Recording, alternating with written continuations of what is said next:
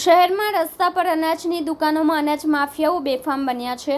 ગરીબોના હકનું અનાજ ઓછું આપી બારોબાર ઊંચા ભાવે વેચાઈ રહ્યું હોય। ભાજપના કોર્પોરેટર ઉર્મિલા ત્રિપાઠીએ ઉધનાની 16 દુકાનોમાં ગોબાચારીની લેખિત ફરિયાદ કલેક્ટરને કરી છે। પરવાનેદારોએ દુકાનનો હવાલો તોલાટોને આપી દીધો છે। તોલાટો 5 થી 10 કિલો અનાજ દરેક રાશન કાર્ડ દીઠ ઓછું આપી બજારમાં ઊંચા ભાવે 20 થી 25 રૂપિયામાં વેચી રહ્યા છે। કલેક્ટરને કરાયેલી ફરિયાદમાં ઉધનાની સસ્તા અનાજની દુકાનમાં નામોમાં પણ ઉલ્લેખ કરાયો છે। દુકાન number U7, U72, U2, U41, U44, U56, U69, U74, U78, U78, U93, U99, U105, U70, U72, U50, ઉપરાંત અન્ય સસ્તા અનાજની દુકાનોમાં ગરીબોને લૂંટવામાં આવી રહ્યા છે। કાર્ડ ધારકોને કૂપન પણ અપાતી નથી। અરજદાર જ્યારે અંગૂઠો મૂકે છે ત્યારે કમ્પ્યુટરમાંથી કૂપન જનરેટ થાય છે, પણ દુકાનોમાં પ્રિન્ટર નથી। ગરીબોનું અનાજ બજારોમાં વેચી તોલાટો 50,000 થી લઈને લાખ રૂપિયા સુધીની આવક કરી લે છે અને બંગલામાં રહે છે। ઝોનલ ઓફિસમાં રાશન કાર્ડ બનાવવામાં પણ ગેરરીતિઓ ચાલી રહી છે। વચેટિયાઓ ફરતા હોય છે। અરજદાર ઝોનલ ઓફિસમાં રેશન કાર્ડ બનાવવા જાય છે ત્યારે અરજદારોને લાંબી તારીખો આપવામાં આવે છે। આ રેશન કાર્ડના 1500 થી 3500 સુધી લઈને વચેટિયાઓ એક જ દિવસથી લઈને 5 દિવસમાં રેશન કાર્ડ બનાવી આપે છે। ઉધનાની મોટાભાગની સસ્તા અનાજની દુકાનોમાં પરવાનેદાર સંચાલન કરતા નથી। દરેક કાર્ડ પર 5 થી 10 કિલો અનાજ ઓછું અપાય છે। અમુક પરવાનેદારો તો સુરતમાં રહેતા જ નથી। ત્રાહિત વ્યક્તિઓ અનાજના કાળા બજાર કરી મહિને 50,000 થી લાખ રૂપિયા આવક કરી લે છે અને બંગલામાં રહેતા થઈ ગયા છે। ગોબાચારીમાં પુરવઠા ખાતામાં નીચેથી ઉપર સુધી ગેરરીતિ ચાલી રહી છે। નમસ્કાર, હું શૈલેન્દ્ર ત્રિપાઠી, પૂર્વ કોર્પોરેટર। ખાસ કરીને એક વર્ષથી છેલ્લે ખૂબ જ ફરિયાદ વધી ગઈ હતી અનાજ બાબતમાં। જે રાશન ધારકો છે રાશન લેવા જાય તો રાશન ઓછું આપવામાં આવે છે। 10 કિલો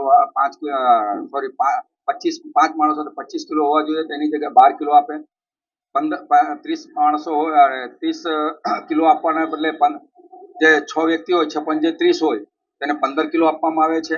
ખાસ કરીને આ કૌભાંડ એટલું મોટું છે કે 90% પરવાનેદાર દુકાન પર બેસતા નથી। પોતાને બધાને ભાડેથી આપી દીધું છે અને દુકાન પર પ્રિન્ટર અને કૂપન હોવા જોઈએ। જે લોકો થંભ લગાડે તો કૂપન નીકળવા જોઈએ। એમાં કૂપનમાં લખેલું હશે તમે કેટલા વ્યક્તિ છો ને તમને કેટલા અનાજ મળવાના પાત્ર છો। એ જો કૂપન આપે તો ખબર પડી જાય કે એમને એટલા અનાજ, પણ એ કૂપન કોઈ દિવસ આપતા નથી। પ્રિન્ટ આઉટ છે જ નહીં ને 90% પરવાનેદાર છે નહીં।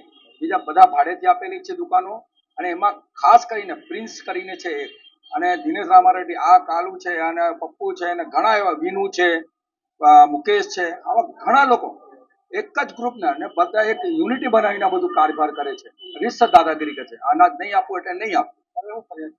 મેં કલેક્ટરશ્રીને ફરિયાદ કરી કે આવા લોકોને કે તમે અનાજ નથી આપતા, અનાજ માફિયાઓ આ ગોલમાલ જે કરે છે, પરવાનેદાર બેસતા નથી, પોતાની દુકાનો ભાડેથી આપી દીધી છે અને આ લોકો રીતસર દાદાગીરી છે।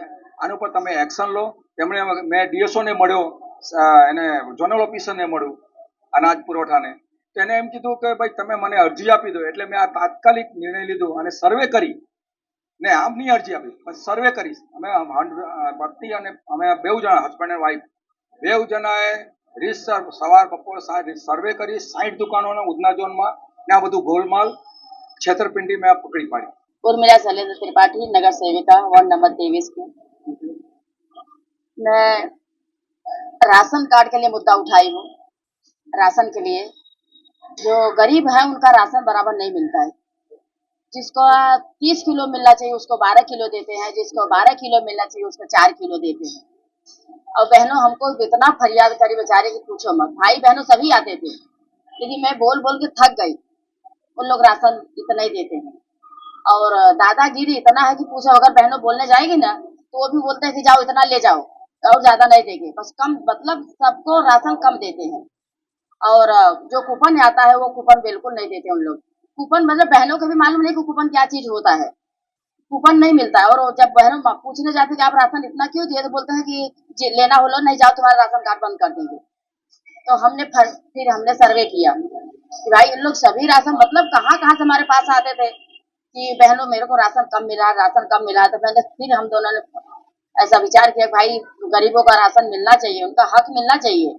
फिर हमने सर्वे किया, फिर कलेक्टर कचहरी को हमने लेटर लिख के दिया।